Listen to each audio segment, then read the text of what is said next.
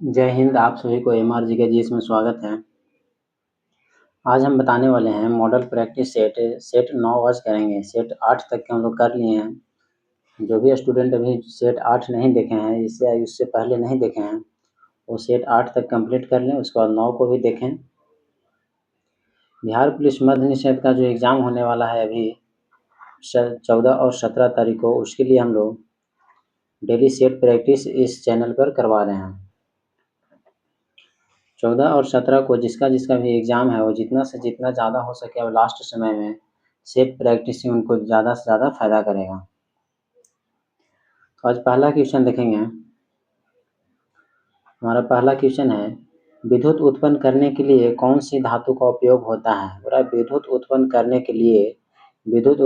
के लिए कौन सी धातु का उपयोग किया जाता है। विद्युत उत्पन्न करने के लिए कौन सी धातु का उपयोग किया जाता है, वही पूछ रहा है। आप लोग कमेंट जरूर करें, जो भी आप लोग को लगता है कि ए होगा या बी होगा या सी होगा या डी होगा, आप लोग कमेंट में बताएं।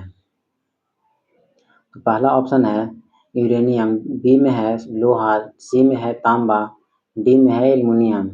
तो विद्युत उत्पन्न करने के लिए कौन सी धातु का उपयोग किया जाता है। विद्युत उत्पन्न करने के लिए उपयोग किया जाता है धातु का जो वो है यूरेनियम धातु। विद्युत उत्पन्न करने के लिए किस धातु का उपयोग किया जाता है, यूरेनियम धातु का। विद्युत उत्पन्न करने के लिए उपयोग किया जाने वाला धातु क्या है, यूरेनियम। आगे देखेंगे दूसरा क्वेश्चन, गेहूं की खेती के लिए कौन सा उर्वरक अधिक मात्रा में उपयोग करेंगे। गेहूं की खेती के लिए गेहूं की जब खेती करेंगे तो कौन सा उर्वरक है जो अधिक मात्रा में उपयोग किया जाता है। कौन सा उर्वरक है जो अधिक मात्रा में उपयोग किया जाता है, नाइट्रोजन। गेहूं की खेती के लिए कौन सा उर्वरक अधिक मात्रा में उपयोग करेंगे, नाइट्रोजन। गेहूं की खेती के लिए कौन सा उर्वरक अधिक मात्रा में उपयोग करेंगे, नाइट्रोजन। आगे देखेंगे तीसरा नंबर क्वेश्चन, चूहा मारने का जहर किस रासायनिक पदार्थ से बनता है। चूहा मारने का जहर बोल रहा है कि चूहा मारने का जो जहर है वो किस रासायनिक पदार्थ से बनता है, किस रासायनिक पदार्थ से बनता है। तो चूहा मारने का जो दवा बनता है, चूहा मारने का जहर किस रासायनिक पदार्थ से बनता है, पोटेशियम साइनाइड से। ऑप्शन नंबर सी हो जाएगा राइट आंसर, पोटेशियम साइनाइड से। चूहा मारने का जहर किस रासायनिक पदार्थ से बनता है, पोटेशियम साइनाइड से। आगे देखेंगे 4 नंबर क्वेश्चन, पीतल में कौन कौन सी धातुएं हैं। बोला पीतल में कौन कौन सी धातुएं हैं, पीतल किसका मिश्रण होता है वही पूछ रहा है। तो पीतल मिश्रण होता है तांबा और जस्ता का। पीतल मिश्रण होता है किसका, तांबा और जस्ता का। ऑप्शन नंबर डी हो जाएगा राइट आंसर, तांबा और जस्ता। ऑप्शन नंबर डी हो जाएगा 4 का राइट आंसर, तांबा और जस्ता। पीतल किसका मिश्रण होता है, तांबा और जस्ता का। आगे देखेंगे 5 नंबर क्वेश्चन, एस्पिरिन कहाँ से मिलती है। और एस्पिरिन कहाँ से मिलती है, एक पेड़ से। एस्पिरिन कहाँ से मिलती है, एक पेड़ से। ऑप्शन नंबर सी हो जाएगा राइट आंसर, एस्पिरिन कहाँ से मिलती है तो हो जाएगा पेड़ से। एस्पिरिन कहाँ से प्राप्त किया जाता है, पेड़ से। आगे देखेंगे 6 नंबर क्वेश्चन, मायोग्लोबिन में कौन सी धातु होती है। बोला है मायोग्लोबिन में कौन सी धातु होती है। मायोग्लोबिन में कौन सी धातु होती है, लोहा। ऑप्शन नंबर डी हो जाएगा राइट आंसर, लोहा। मायोग्लोबिन में कौन सी धातु होती है, लोहा। मायोग्लोबिन में कौन सी धातु होती है, लोहा। मायोग्लोबिन में कौन सी धातु होती है, लोहा। एक क्वेश्चन को हम 3 बार रिपीट करेंगे, हर क्वेश्चन को हम लोग 3 बार रिपीट करेंगे। जो भी अभी चैनल को सब्सक्राइब नहीं किए हैं वो चैनल को सब्सक्राइब कर लें, ताकि जो भी वीडियो बनाए वो आप तक पहुँचे। आगे देखेंगे, हाइड्रोजन को जलाने से क्या बनेगा। हाइड्रोजन को जब जलाया जाता है तो क्या प्राप्त होता है, वही पूछ रहा है। तो हाइड्रोजन को जलाने से क्या बनेगा, पानी। हाइड्रोजन को जलाने से क्या बनेगा, पानी। 7 का ऑप्शन नंबर डी हो जाएगा राइट आंसर, पानी। हाइड्रोजन को जलाने से क्या बनेगा, पानी। हाइड्रोजन को जलाने से क्या बनेगा, पानी। आगे देखेंगे 8वां क्वेश्चन, चुंबकीय सुई किस तरह संकेत करती है? चुंबकीय सुई जो है किस तरह संकेत करती है? चुंबकीय सुई उत्तर के तरफ संकेत करती है, उत्तर दिशा को संकेत करती है। चुंबकीय सुई जो है वो किस तरफ संकेत करती है? उत्तर दिशा संकेत करती है, उत्तर दिशा की तरफ संकेत करती है। चुंबकीय सुई किस तरफ संकेत करती है? उत्तर दिशा की ओर, उत्तर दिशा की ओर। आगे देखेंगे 9 नंबर, बोल रहा है महासागर में ऊंची जल तरंगें कैसे उत्पन्न होती है? महासागर में ऊंची जल तरंगें कैसे उत्पन्न होती हैं? जो महासागर में ऊंची जल तरंगें होती है, लहरें होती है, वो किस कारण से या कैसे उत्पन्न होती है वही पूछ रहा है। तो 9 का ऑप्शन नंबर डी हो जाएगा राइट आंसर, चंद्रमा से, चंद्रमा से। ऑप्शन नंबर डी हो जाएगा राइट आंसर। महासागर में ऊंची जल तरंगें कैसे उत्पन्न होती है? चंद्रमा से। महासागर में ऊंची जल तरंगें कैसे उत्पन्न होती है? चंद्रमा से। आगे देखेंगे 10 नंबर क्वेश्चन, अम्ल वर्षा होती है, अम्ल वर्षा होती है किससे होती है? अम्ल वर्षा वही पूछ रहा है।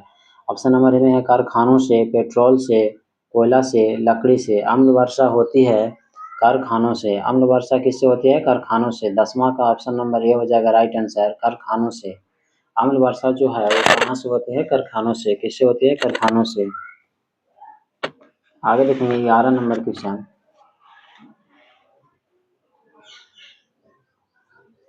11 नंबर क्वेश्चन बोल रहा है सोने को घोला जा सकता है। सोने को किससे घोला जा सकता है, यानी किसमें घोला जा सकता है वही पूछ रहा है। सोने को किसमें घोला जा सकता है?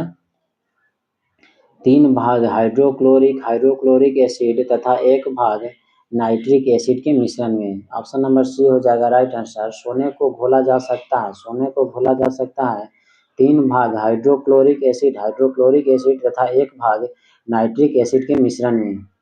ऑप्शन नंबर सी हो जाएगा 11 का राइट आंसर। आगे देखेंगे 12 क्वेश्चन नंबर, श्वेत प्रकाश को नली में कैसे पैदा करते हैं? श्वेत प्रकाश को नली में कैसे पैदा करते हैं? श्वेत प्रकाश को नली में कैसे पैदा करते हैं? तंतु को गर्म करके, तंतु को गर्म करके। ऑप्शन नंबर बी हो जाएगा राइट आंसर, तंतु को गर्म करके।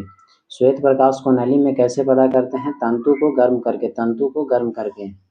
आगे देखेंगे 13 नंबर क्वेश्चन, किसी कमरे को ठंडा किया जा सकता है, यानी किसी कमरे को कैसे ठंडा किया जा सकता है वही पूछ रहा है। किसी कमरे को ठंडा किया जा सकता है, यानी कमरे को किससे ठंडा किया जा सकता है? ऑप्शन नंबर बी हो जाएगा राइट आंसर, संपीड़ित गैस को छोड़ने से, संपीड़ित गैस को छोड़ने से। किसी कमरे को ठंडा किया जा सकता है संपीड़ित गैस को छोड़ने से, संपीड़ित गैस को छोड़ने से। आगे देखेंगे 14 नंबर क्वेश्चन देखेंगे, प्रकाश में 7 रंग होते हैं, रंगों को अलग करने का क्या तरीका है? प्रकाश में 7 रंग होते हैं, रंगों को अलग करने का क्या तरीका है वही पूछ रहा है। 4 ऑप्शन आप लोग के सामने दिख रहा है, 4 में से जो भी आप लोग को सही लग रहा है वो कमेंट में जरूर बताएं।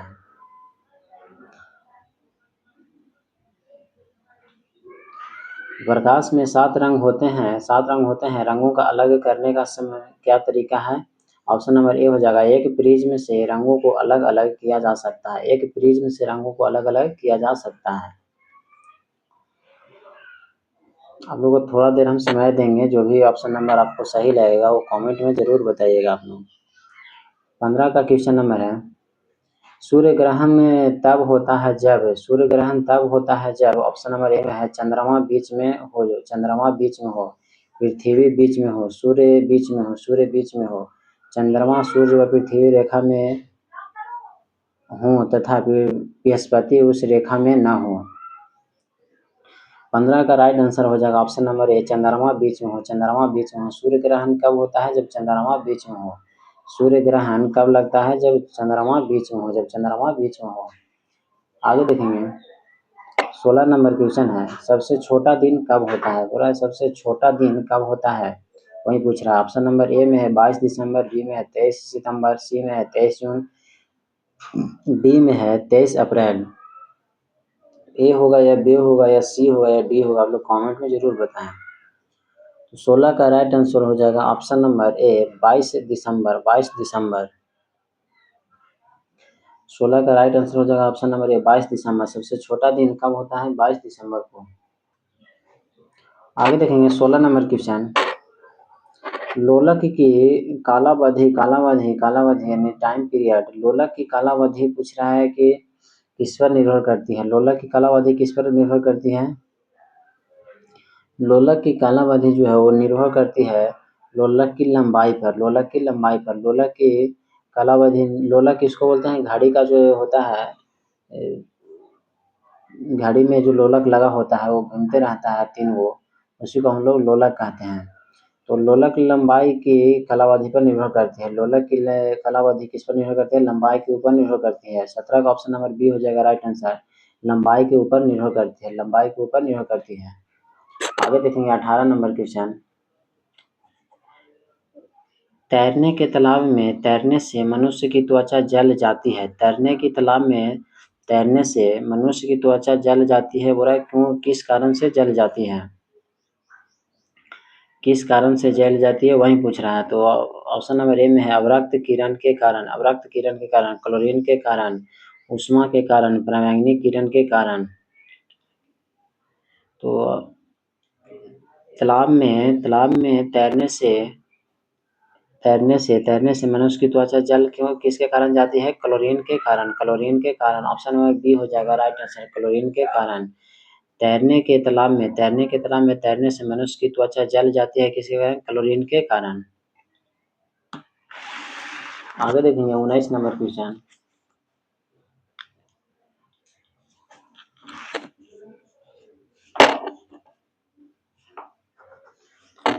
जब वैद्युतिक ऊर्जा गति में परिवर्तित होती है तब, जब वैद्युतिक ऊर्जा गति में परिवर्तित होती है तब 30% ऊष्मा की हानि होती है। 30% ऊष्मा की हानि होती है। ऑप्शन नंबर सी हो जाएगा राइट आंसर, 30% ऊष्मा की हानि होती है। जब वैद्युतिक ऊर्जा गति में परिवर्तित होती है, जब वैद्युतिक ऊर्जा गति में परिवर्तित होती है तब 30% ऊष्मा की हानि होती है, तब 30% ऊष्मा की हानि होती है। ऑप्शन नंबर सी हो जाएगा राइट आंसर। आगे देखेंगे 20 का देखेंगे। शक्कर के किण्वन से क्या बनता है? शक्कर के किण्वन से क्या बनता है? शक्कर के किण्वन से हो रहा है क्या बनता है? तो आप लोग ऑप्शन नंबर जरूर कमेंट में बताएं, जो भी आपको सही लगे। शक्कर के किण्वन से क्या बनता है? Ethyl alcohol, ethyl alcohol. Option number A हो जाएगा राइट आंसर। शक्कर के किण्वन से क्या बनता है? Ethyl alcohol, ethyl alcohol. शक्कर के किण्वन से क्या बनता है? Ethyl alcohol. शक्कर के किण्वन से क्या बनता है? Ethyl alcohol. आगे देखेंगे 21 नंबर क्वेश्चन। अंतर्राष्ट्रीय संबंधों में निम्नलिखित में से किस कारक का योगदान नहीं है? अंतर्राष्ट्रीय बोला है, अंतर्राष्ट्रीय संबंधों में निम्नलिखित में से किस कारक का योगदान नहीं है? बोला है अंतर्राष्ट्रीय संबंधों में किस कारक का योगदान नहीं रहा है? तो क्या इसका ऑप्शन नंबर ए में है तकनीकी प्रगति, तकनीकी प्रगति। बी में है आक्रामक राष्ट्रवाद की भावना। आगे देखेंगे सी में है अंतर्राष्ट्रीय व्यापार का विकास। डी में है उद्योगों का विकास। तो किसका योगदान नहीं रहा है वही पूछ रहा है। तो इसका ऑप्शन नंबर बी हो जाएगा राइट आंसर, आक्रामक राष्ट्रवाद की भावना, आक्रामक राष्ट्रवाद की भावना। ऑप्शन नंबर बी हो जाएगा राइट आंसर, आक्रामक राष्ट्रवाद की भावना। आगे देखेंगे 22 नंबर क्वेश्चन। वैश्वीकरण के पीछे मुख्य विचार है। वैश्वीकरण के पीछे मुख्य विचार क्या है वही पूछ रहा है। तो ऑप्शन नंबर ए में है राष्ट्रों के बीच मित्रता प्राप्त करना, अंतर्राष्ट्रीय विवादों का समाधान, आपसी समान दृष्टिकोण रखते हुए समस्त अंतर्राष्ट्रीय समुदाय के साथ कार्य करना। ऑप्शन नंबर डी में है इनमें से कोई नहीं। तो 22 का ऑप्शन नंबर हो जाएगा सी राइट आंसर, आपसी समान दृष्टिकोण रखते हुए समस्त अंतर्राष्ट्रीय समुदाय के साथ कार्य करना। आगे देखेंगे 23 नंबर क्वेश्चन। संयुक्त राष्ट्र संघ की सुरक्षा परिषद में निम्नलिखित में से कौन सा देश अस्थायी सदस्य नहीं है? संयुक्त राष्ट्र संघ सुरक्षा परिषद में कौन सा देश है जो अस्थायी सदस्य नहीं है? कौन सा देश है जो अस्थायी सदस्य नहीं है वही पूछ रहा है। ऑप्शन नंबर ए हो जाएगा राइट आंसर, जापान। जापान संयुक्त राष्ट्र संघ की सुरक्षा परिषद में निम्नलिखित में से कौन सा देश अस्थायी सदस्य नहीं है? जापान। बाकी जो है अस्थायी सदस्य हैं, संयुक्त राष्ट्र अमेरिका ये भी अस्थायी सदस्य है, और ब्रिटेन भी अस्थायी सदस्य है, और फ्रांस भी अस्थायी सदस्य है। अस्थायी सदस्य कौन नहीं है? जापान। संयुक्त राष्ट्र संघ सुरक्षा परिषद के अस्थायी सदस्य नहीं है जापान। ऑप्शन नंबर ए हो जाएगा राइट आंसर। आगे देखेंगे 24 नंबर क्वेश्चन। भारत के प्रधानमंत्री मुख्य हैं, भारत के प्रधानमंत्री मुख्य हैं, वो रहा है किनके किनके लिए? ऑप्शन ए में राज्य सरकार का, केंद्रीय सरकार का, राज्य तथा केंद्रीय सरकार दोनों का, डी में है इनमें से कोई नहीं। तो भारत के प्रधानमंत्री मुख्य हैं किनके लिए? केंद्रीय सरकार का, केंद्रीय सरकार का। ऑप्शन नंबर बी हो जाएगा राइट आंसर, केंद्रीय सरकार का। भारत का प्रधानमंत्री मुख्य हैं किनके लिए? केंद्रीय सरकार का, केंद्रीय सरकार का। ऑप्शन नंबर बी हो जाएगा राइट आंसर, केंद्रीय सरकार का। आगे देखेंगे 25 नंबर क्वेश्चन देखेंगे। नानावती आयोग नियुक्त किया गया, नानावती आयोग नियुक्त कब किया गया था वही पूछ रहा है। तो ऑप्शन नंबर ए में है 1984, बी में है 1994, सी में है 1999 ईस्वी, डी में है 2000 ईस्वी में। नानावती आयोग नियुक्त किया गया, नानावती आयोग कब नियुक्त किया गया था? 2000 ईस्वी में, 2000 ईस्वी में। ऑप्शन नंबर डी हो जाएगा राइट आंसर, 2000 ईस्वी में। नानावती आयोग नियुक्त किया गया 2000 ईस्वी में। नानावती आयोग कब नियुक्त किया गया? 2000 ईस्वी में। आगे देखेंगे 26 नंबर क्वेश्चन। भारत के आर्थिक सुधार का जनक किसे कहा जाता है? भारत के आर्थिक सुधार का जनक किसे कहा जाता है वही पूछ रहा है। मनमोहन सिंह को, मनमोहन सिंह को। भारत के आर्थिक सुधार का जनक किसे कहा जाता है? मनमोहन सिंह को। भारत के आर्थिक सुधार का जनक किसे कहा जाता है? मनमोहन सिंह को। भारत के आर्थिक सुधार का जनक, भारत के आर्थिक सुधार का जनक किसे कहा जाता है? मनमोहन सिंह को। एकदम एक बार में हम लोग क्वेश्चन को याद कर लेंगे। अब समय ऐसा नहीं है कि दोबारा हम लोग रिविजन करेंगे या क्या करेंगे। एक बार पढ़ेंगे, एक बार में क्वेश्चन को हम लोग याद कर लेंगे एकदम। 2 बार 3 बार रोक रोक के वीडियो को याद कर लीजिए एकदम। अब लास्ट समय है, मात्र 12 से 13 दिन बचा हुआ है। आगे देखेंगे 27 नंबर क्वेश्चन। न्यायमूर्ति यूसी बनर्जी आयोग का गठन किया गया। पूरा न्यायमूर्ति यूसी बनर्जी आयोग का गठन कब किया गया वही पूछ रहा है। 27 का राइट आंसर हो जाएगा ऑप्शन नंबर ए 2002 के गोधरा घटना की जांच के लिए, गोधरा घटना की जांच के लिए न्यायमूर्ति यूसी बनर्जी आयोग का गठन किया गया। किसके लिए किया गया? 2000 ईस्वी 2002 में 2002 के गोधरा घटना की जांच के लिए, 2002 के गोधरा घटना की जांच के लिए। आगे देखेंगे 28 नंबर क्वेश्चन।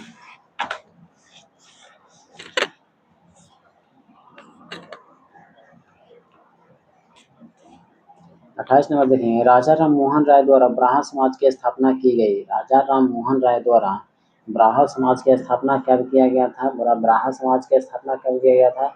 ये हर क्वेश्चन ये रिपीट होते रहता है हर एग्जाम में, बहुत ही इंपॉर्टेंट क्वेश्चन है। कभी कभी पूछता है ब्राह्मण समाज की स्थापना किसने किया था, नाम पूछ लेगा तो राजा राम मोहन राय।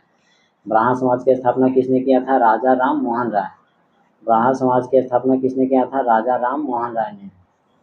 राजा राम मोहन राय ने कितना में किया था? 1828 ईस्वी में, 1828 ईस्वी में। ब्राह्मण समाज की स्थापना किसने किया था? राजा राम मोहन राय ने 1828 ईस्वी में।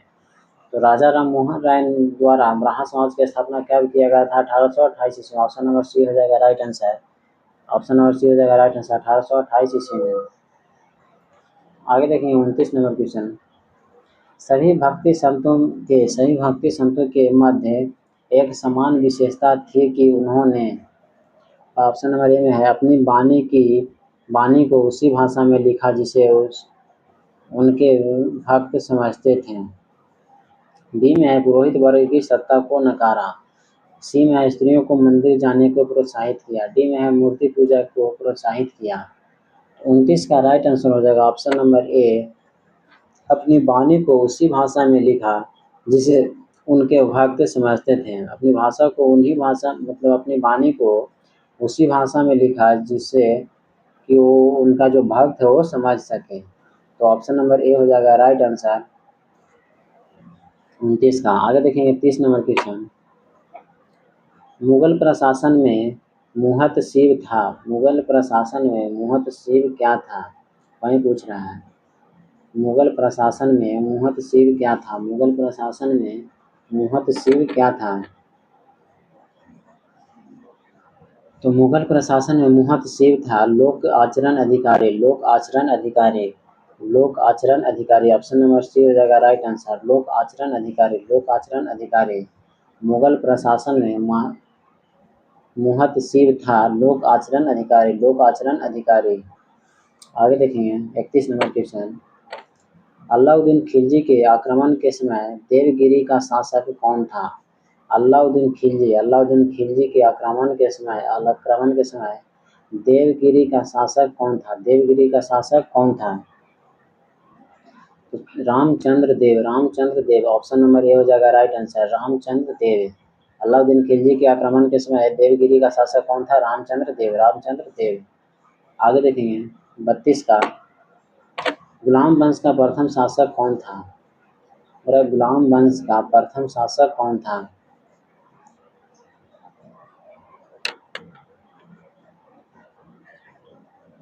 गुलाम वंश का प्रथम शासक कौन था? Qutubuddin Aibak. Option number B हो जाएगा राइट आंसर, कुतुबुद्दीन ऐबक। गुलाम वंश का प्रथम शासक कौन था? कुतुबुद्दीन ऐबक। गुलाम वंश का जो शासक था प्रथम, उसका नाम क्या था? कुतुबुद्दीन ऐबक। आगे देखेंगे 33 नंबर क्वेश्चन। मेगास्थनीज की पुस्तक का नाम क्या है? मेगास्थनीज का पुस्तक का नाम क्या है? 34 का राइट आंसर हो जाएगा option number D, indica. Megasthenes की पुस्तक का नाम क्या है? इंडिका। मेगास्थनीज की पुस्तक का नाम क्या है? इंडिका। आगे देखिए 35 नंबर क्वेश्चन। हर्षचरितम नामक पुस्तक के लेखक कौन है? हर्षचरितम पुस्तक के लेखक कौन है? बाण भट्ट। ऑप्शन है बी हो जाएगा राइट आंसर, बाण भट्ट। हर्षचरितम नामक पुस्तक के लेखक कौन है? बाण भट्ट। आगे देखेंगे मुद्रा राक्षस नामक पुस्तक के लेखक कौन है? मुद्रा राक्षस नामक पुस्तक के लेखक कौन है? Vishakha Datta. Option number A हो जाएगा राइट आंसर, विशाख दत्त। मुद्रा राक्षस नामक पुस्तक का लेखक कौन था? विशाख दत्त। आगे देखेंगे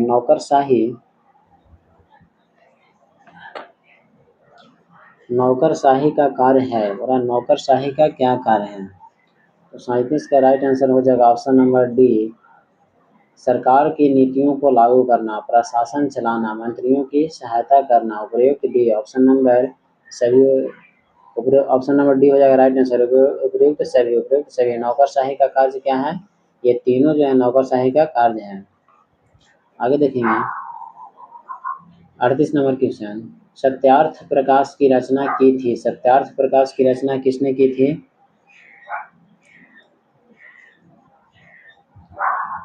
सत्यार्थ प्रकाश की रचना किसने की थी? Swami Dayanand Saraswati. Option number D हो जाएगा राइट आंसर, स्वामी दयानंद सरस्वती। सत्यार्थ प्रकाश की रचना कौन की थी? स्वामी दयानंद सरस्वती। आगे देखेंगे 39 नंबर क्वेश्चन। अनुशीलन समिति क्या थी? वही पूछ रहा है। अनुशीलन समिति थी, ए में है नारी उत्थान के प्रति समर्पित, बी में है विधवा को प्रोत्साहित करने वाली, सी में है मजदूरों के कल्याण में रुचि रखने वाली, डी में है एक क्रांतिकारी संगठन। तो अनुशीलन समिति क्या थी? ऑप्शन नंबर डी हो जाएगा राइट आंसर, एक क्रांतिकारी संगठन। अनुशीलन समिति क्या थी? यहाँ पे लिख देते हैं अनुशीलन समिति क्या थी? अनुशीलन समिति क्या थी? एक क्रांतिकारी संगठन। आगे देखेंगे 40 नंबर क्वेश्चन। सुरक्षा प्रकोष्ठ की नीति संबंधित है। सुरक्षा प्रकोष्ठ की नीति किससे संबंधित है? वही पूछ रहा है। वॉरेन हेस्टिंग्स से। ऑप्शन नंबर ए हो जाएगा राइट आंसर, वॉरेन हेस्टिंग्स से। सुरक्षा प्रकोष्ठ यानी रिंग फेंस की नीति संबंधित है वॉरेन हेस्टिंग्स से। ऑप्शन नंबर ए हो जाएगा राइट आंसर, वॉरेन हेस्टिंग्स। आगे देखेंगे 41 number question. All India Trade Union Congress का प्रथम अध्यक्ष कौन था? All India Trade Union Congress का प्रथम अध्यक्ष कौन था? ऑप्शन नंबर ए में है बीबी गिरी, ऑप्शन नंबर ए में है बीबी गिरी, बी में है एस ए डांगो, सी में है पंडित जवाहरलाल नेहरू, डी में है Lala Lajpat Rai. All India Trade Union Congress का प्रथम अध्यक्ष कौन था? Lala Lajpat Rai, Lala Lajpat Rai. Option number D हो जाएगा राइट आंसर, लाला लाजपत राय। आगे देखेंगे, भारत छोड़ो आंदोलन के समय इंग्लैंड का प्रधानमंत्री कौन था? भारत छोड़ो आंदोलन के समय इंग्लैंड का प्रधानमंत्री कौन था? Churchill, Churchill. Option number B हो जाएगा राइट आंसर, चर्चिल। भारत छोड़ो आंदोलन के समय इंग्लैंड का प्रधानमंत्री था कौन? चर्चिल। आगे देखेंगे, महावीर का जन्म कहाँ हुआ था? महावीर स्वामी का जो जन्म हुआ था कहाँ हुआ था, वही पूछ रहा है। ऑप्शन नंबर ए में है कुंडग्राम में, बी में है पाटलिपुत्र, सी में है मगध में, डी में है वैशाली में। महावीर स्वामी का जन्म कहाँ हुआ था? ऑप्शन नंबर ए हो जाएगा राइट आंसर, कुंडग्राम में, कुंडग्राम में। महावीर स्वामी का जन्म कहाँ हुआ था? कुंडग्राम में। आगे देखेंगे, महात्मा बुद्ध का महापरिनिर्वाण कहाँ हुआ था? महात्मा बुद्ध का महापरिनिर्वाण कहाँ हुआ था? 44 का राइट आंसर हो जाएगा कुशीनगर में, कुशीनगर में, कुशीनगर में। महापरिनिर्वाण यानी मृत्यु कहाँ हुआ था? कुशीनगर में। और निर्वाण यानी जन्म कहाँ हुआ था? लुम्बिनी में, लुम्बिनी में। जन्म हुआ था लुम्बिनी में और मृत्यु हुआ था कहाँ? कुशीनगर में, कुशीनगर उत्तर प्रदेश में। आगे देखेंगे 45 का, महात्मा बुद्ध ने अपना पहला धर्म चक्र प्रवर्तन किस स्थान पर दिया था? महात्मा बुद्ध ने अपना पहला उपदेश किस स्थान पर दिया था? सारनाथ में। ऑप्शन नंबर बी हो जाएगा right answer, option number B, Sarnath में। महात्मा बुद्ध ने अपना पहला धर्म चक्र प्रवर्तन किस स्थान पर दिया था? सारनाथ में। आगे देखेंगे, मगध की प्रथम राजधानी कौन सी थी? मगध की प्रथम राजधानी कौन सी थी, वही पूछ रहा है। 46 का राइट आंसर हो जाएगा ऑप्शन नंबर सी, गिरिब्राज यानी राजगिरी, राजगिरी को बोलते हैं गिरिब्राज। मगध की प्रथम राजधानी कहाँ थी? राजगिरी, राजगिरी। आगे देखेंगे 47 नंबर क्वेश्चन, नंद वंश के पश्चात मगध पर किस राजवंश ने शासन किया? नंद वंश के पश्चात मगध पर किस राजवंश ने शासन किया? मौर्य वंश, मौर्य वंश के जो राजवंश थे वो शासन किया। नंद वंश के पश्चात मगध पर किस राजवंश ने शासन किया था? मौर्य वंश ने, मौर्य वंश ने। आगे देखेंगे 48 नंबर, मौर्य काल में शिक्षा का सर्वाधिक प्रसिद्ध केंद्र था। मौर्य काल में शिक्षा का सर्वाधिक प्रसिद्ध जो केंद्र को क्या था? तक्षशिला, तक्षशिला। मौर्य काल में शिक्षा का सर्वाधिक प्रसिद्ध केंद्र क्या था? तक्षशिला। आगे देखेंगे राइट आंसर हो गया इसका सी। 49 नंबर क्वेश्चन देखेंगे, चुने हुए देशों की अर्थव्यवस्था के संबंध में निम्नलिखित में से कौन सा कथन सही नहीं है? 49 का राइट आंसर हो जाएगा ऑप्शन नंबर बी, कोई भी देश ऑस्ट्रेलिया से अधिक ऊन का उत्पादन एवं निर्यात नहीं करता। ये ऑप्शन नंबर गलत है, ये ऑप्शन नंबर जो है ये गलत है। बुरा कौन सा कथन सही नहीं है? तो ऑप्शन नंबर बी हो जाएगा राइट आंसर, ये ऑप्शन नंबर सही नहीं है यानी गलत है।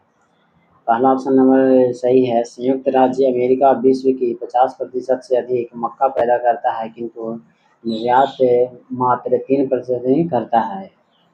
आगे तीसरा में है, दुग्ध उत्पादन में भारत का विश्व में अग्रणी स्थान है, ये भी सही है। आगे देखेंगे, भेड़ संख्या विश्व की 4% होते हुए भी न्यूजीलैंड विश्व के निर्यात का 2/3 भेड़ मांस तथा 1/6 भाग उनका निर्यात करता है, ये भी सही है। ये गलत ऑप्शन नंबर है बी, कोई भी देश ऑस्ट्रेलिया से अधिक ऊन का उत्पादन एवं निर्यात नहीं करता है, ये जो बोल रहा है वो गलत बोल रहा है। तो यहाँ पे हम लोग को देखना है कौन सा कथन गलत है यानी सही नहीं है। तो कौन सा कथन सही नहीं है? Option number B right answer हो जाएगा।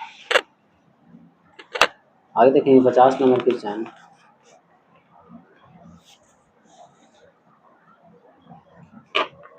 क्वेश्चन, बोल रहा है, सूची 1 यानी रेल मार्गों को सूची 2 यानी जोड़ने वाले स्थानों से सहसंबंधित कीजिए तथा सूचियों के नीचे दिए गए कोड का प्रयोग कर सही उत्तर चुनिए।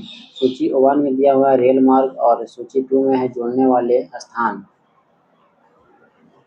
हम लोग देखेंगे कौन किससे जोड़ता है। यूरोपीय, पहला में है यूरोपीय ट्रांस कंटिनेंटल रेल मार्ग।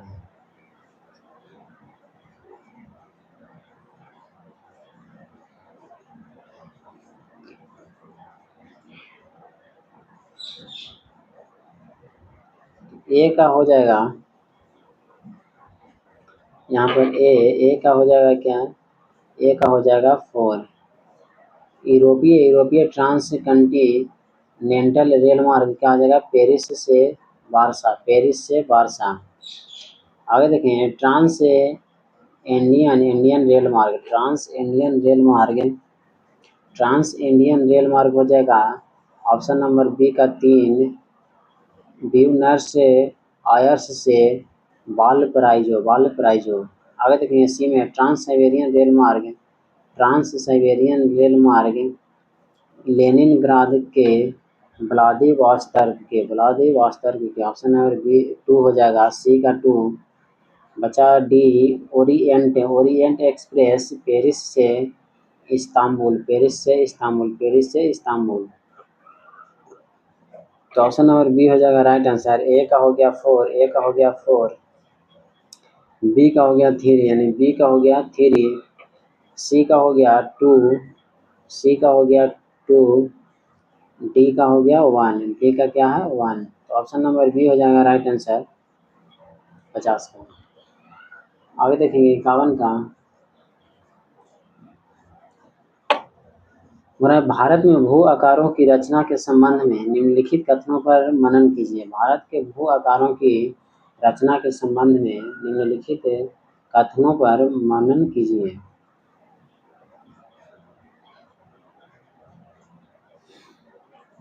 तो 51 का राइट आंसर हो जाएगा ऑप्शन नंबर ए 1, 2 तथा 3, यानी कि पहला जो है संरचनात्मक दृष्टि से मेघालय पठार दक्कन पठार का ही विस्तारित भाग है।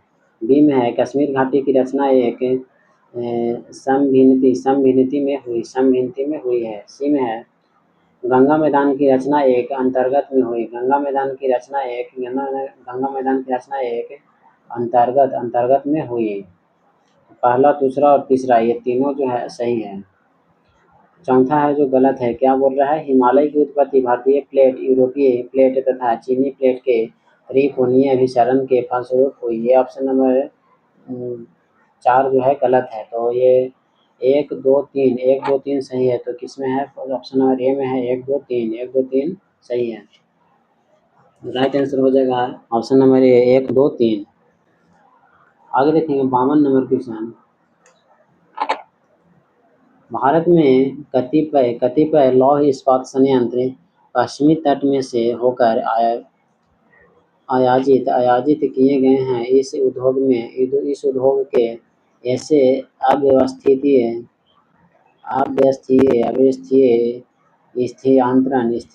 स्थानांतरण का प्रमुख कारण क्या है। तो 52 का राइट आंसर हो जाएगा ऑप्शन नंबर बी। गोवा एवं मध्य प्रदेश के कुछ भागों में उत्तम श्रेणी के लौह अयस्क निक्षेपों का मिलना तथा इस क्षेत्र में इस्पात निर्यात की तुलनात्मक सुविधा। आगे देखेंगे 53 नंबर क्वेश्चन। और निम्नलिखित कथनों पर मनन कीजिए तथा नीचे दिए गए कूट का प्रयोग सही उत्तर चुनिए। 53 का क्वेश्चन देखेंगे।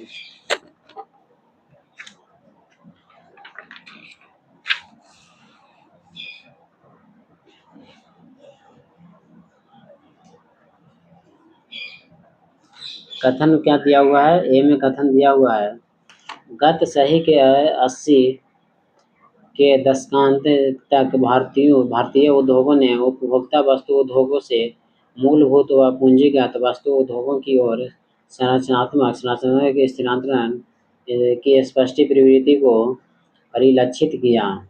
कारण आर है, इस अवधि के दौरान उपभोक्ता वस्तुओं की मांग में कमी आई। उपभोक्ता के दौरान वस्तुओं की मांग में कमी आई। तो कूट में दिया हुआ है ABCD, ऑप्शन नंबर ABCD। हम लोग कमेंट जरूर करें जो भी ऑप्शन नंबर आपको सही लगता है। तो 53 का राइट आंसर हो जाएगा ऑप्शन नंबर सी, ए सही है किंतु आर गलत है। ए जो कथन है वो सही है और बी जो आर में कारण दिया हुआ है वो गलत है। तो ऑप्शन नंबर सी हो जाएगा राइट आंसर, ए सही है किंतु आर गलत है। आगे देखेंगे 54 नंबर क्वेश्चन। भारत में द्वितीय हरित क्रांति के संबंध में क्या सही है? भारत में द्वितीय हरित क्रांति के संबंध में क्या सही है? 54 का राइट आंसर हो जाएगा ऑप्शन नंबर सी, दूसरा तथा चौथा। दूसरा को देखेंगे और चौथा को देखेंगे। दूसरा क्या बोल रहा है? इसका लक्ष्य हरित क्रांति से अब तक लाभान्वित न हो सकने वाले क्षेत्रों में बीज पानी उर्वरक तकनीक का विस्तार करना है। 4 में कह रहा है इसका लक्ष्य पशुपालन, सामाजिक वानिकी तथा मत्स्य पालन के साथ है शस्योत्पादन का समाकलन करना है। ऑप्शन नंबर सी हो जाएगा राइट आंसर, 2 तथा 4। आगे देखेंगे 55 नंबर क्वेश्चन।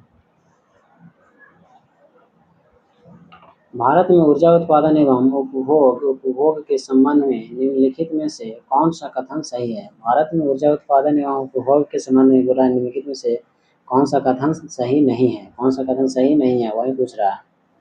कौन सा कथन गलत है वो हम लोग को चुनना है।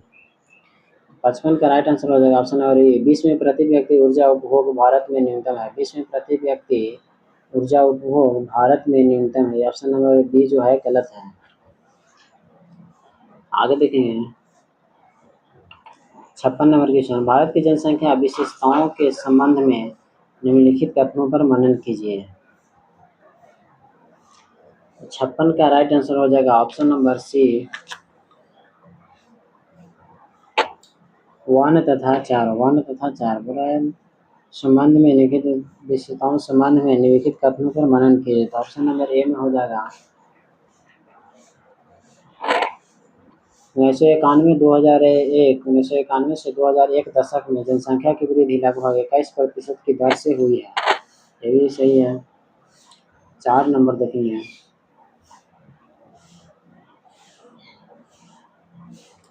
4 नंबर ऑप्शन क्या बोल रहा है? 1991 की जनगणना के अनुत्पादक उपभोक्ताओं की संख्या में कमी का संकेत दिया है। ऑप्शन नंबर सी हो जाएगा राइट आंसर, 1 तथा 4। आगे देखेंगे 57 नंबर क्वेश्चन। ये भी मिलान करने वाला क्वेश्चन है। सूची 1 प्राकृतिक आपदाओं, सूची 1 में यानी प्राकृतिक आपदाओं को सूची 2 यानी प्रदेशों में सहसंबंधित कीजिए तथा सूचियों के नीचे दिए गए कोड का प्रयोग कर सही उत्तर चुनिए। तो सूची 1 में दिया हुआ आप बताएं आपदाएं, यानी कि ए में है बाढ़, बी में है भूकंप, सी में है सूखा, डी में है चक्रवात। ये चारों है किससे कौन कहाँ कहाँ होता है वो पूछना है, बताना है। तो ए का हो जाएगा बाढ़ कहाँ है? बाढ़ उत्तर प्रदेश तथा बिहार के मैदान। बाढ़ उत्तर प्रदेश तथा बिहार के मैदान। बाढ़ से ग्रसित होता है उत्तर प्रदेश तथा बिहार के मैदान। बी का हो जाएगा भूकंप। भूकंप से हिमालय की गिरिपाद क्षेत्र। भूकंप से क्या प्रभावित होता है? हिमालय की गिरिपाद क्षेत्र। सी में है सूखा। सूखा मध्य पूर्वी भारत। सूखा कहाँ होता है? मध्य पूर्वी भारत। डी में है चक्रवात। चक्रवात झारखंड तथा उत्तरी उड़ीसा। चक्रवात कहाँ होता है? झारखंड तथा उत्तरी उड़ीसा। तो 57 का राइट आंसर हो जाएगा ऑप्शन नंबर बी। आगे देखेंगे 58 नंबर क्वेश्चन। बिहार के विविध भौगोलिक पक्षों के संबंध में निम्नलिखित कथनों पर मनन कीजिए। 58 का राइट आंसर हो जाएगा ऑप्शन नंबर सी, दूसरा तथा तीसरा। दूसरा में क्या है? बिहार में रेशम उद्योग 1,50,000 से अधिक लोगों के स्वरोजगार प्रदान करता है। आगे देखेंगे तीसरा में, बिहार में प्रतिवर्ष लगभग 47 लाख एकड़ भूमि बाढ़ग्रस्त हो जाती है, जबकि 10 लाख एकड़ सदैव जलाक्रांत बनी रहती है। तो 2 और 3 जो है ऑप्शन सही है। आगे देखेंगे 59 नंबर, बिहार में सिंचाई के संबंध में निम्नलिखित में से कौन सा कथन सही नहीं है। और बिहार में सिंचाई के संबंध में निम्नलिखित में से कौन सा कथन सही नहीं है। तो ये ऑप्शन नंबर राइट आंसर हो जाएगा ए, बिहार में रोपित कुल क्षेत्रफल का लगभग 46% सिंचित है। ये सही नहीं है।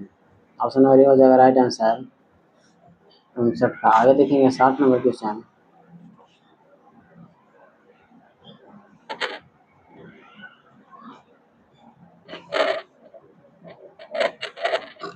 बिहार की लगभग 55% जनसंख्या परम निर्धनता में रहती है, क्योंकि बिहार के जो 55% जनसंख्या है परम निर्धनता में रहती है। क्यों रहता है, वही इसमें से हम लोग को देखना है क्यों रहता है, कौन कौन सा सही है। उसके बाद हम लोग को यहाँ पे कूट को भरना है, जो भी सही होगा ऑप्शन। 60 का राइट आंसर हो जाएगा ऑप्शन नंबर सी 2 तथा 4। 2 में क्या है, भारत में बिहार की सकल प्रजनन दर तीव्रतम, भारत में बिहार की सकल प्रजनन दर तीव्रतम। 4 में बोल रहा है बिहार के पास गुणवत्ता युक्त ढांचागत सुविधाओं तथा व्यापारानुकूल वातावरण का अभाव है। ये दोनों जो है कथन सही है। तो 2 और 4 सही हो जाए, ऑप्शन नंबर सी। आगे देखेंगे 61 नंबर क्वेश्चन, सूची 1 राष्ट्रीय राजमार्ग के लक्षणों को सूची 2 राष्ट्रीय राजमार्गों की संख्या से सहसंबंधित कीजिए तथा सूचियों के नीचे दिए गए पुट का प्रयोग सही उत्तर चुनिए। राजमार्ग के लक्षण दिया हुआ है और यहाँ पे राजमार्गों की संख्या दिया हुआ है। तो आप लोग इसको मिलान कीजिए और ऑप्शन नंबर को चूज कीजिए, कौन सा ऑप्शन नंबर सही होगा।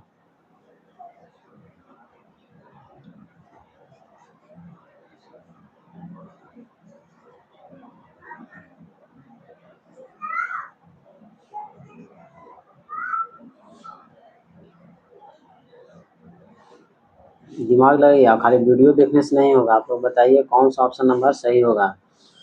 सोचिए कौन सा राष्ट्रीय राजमार्ग संख्या 12 जो है कहाँ है, राष्ट्रीय राजमार्ग संख्या 87 है कहाँ है, राष्ट्रीय राजमार्ग संख्या 2 है जो कहाँ है, राष्ट्रीय राजमार्ग संख्या 31 है जो कहाँ है। तो 61 का राइट आंसर हो जाएगा ऑप्शन नंबर ए, यानी ए का 3 हो जाएगा, ए का 3 हो जाएगा। बिहार से गुजरने वाला राष्ट्रीय राजमार्ग है राष्ट्रीय राजमार्ग संख्या 2, राष्ट्रीय राजमार्ग संख्या 2 है जो बिहार से गुजरता है। बी का हो जाएगा 2, राष्ट्रीय राजमार्ग जो बिहार से नहीं गुजरता है राष्ट्रीय राजमार्ग संख्या 87। बिहार से नहीं गुजरता है कौन, राष्ट्रीय राजमार्ग संख्या 87। आगे देखेंगे सी का हो जाएगा 3, बिहार में सर्वाधिक लंबाई वाला राष्ट्रीय राजमार्ग है